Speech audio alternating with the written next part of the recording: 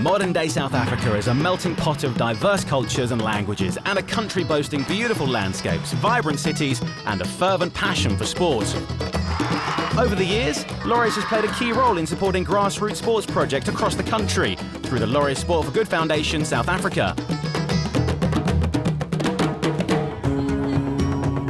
Earlier this month, Laureus expanded its highly successful youth empowerment scheme, and this year's programme commenced in Durban.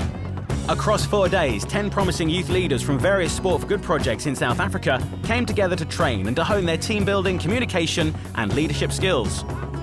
Laureus' message that sport can address social problems becomes a powerful reality as the participants learn how to make positive social changes within their own communities.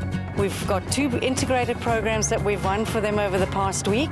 The first one is how to facilitate learning, and the second one is how to function in a team. Some of the things that you notice is there isn't a lot of capacity to become community sports coaches. There isn't training for youth leaders. That was the idea behind the program, and as Laureus, we are keen on promoting the use of sports as a tool for social change, and the biggest driver for that change is community youth leaders.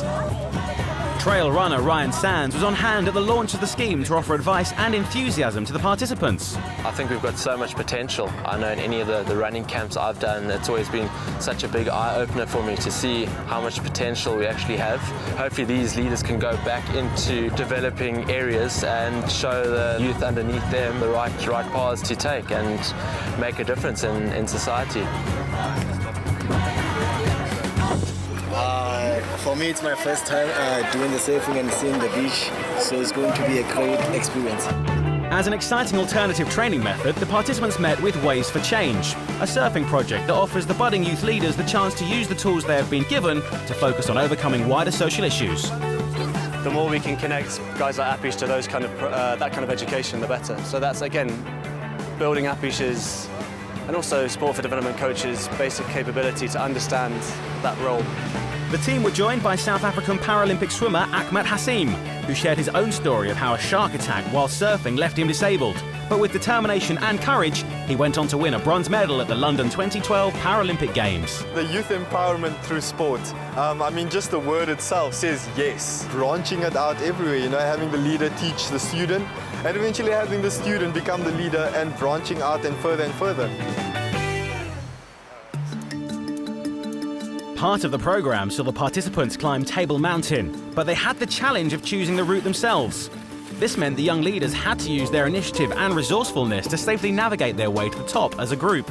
The skills that I've learned from this program is facilitation, life skills, mentoring, and being a great leader.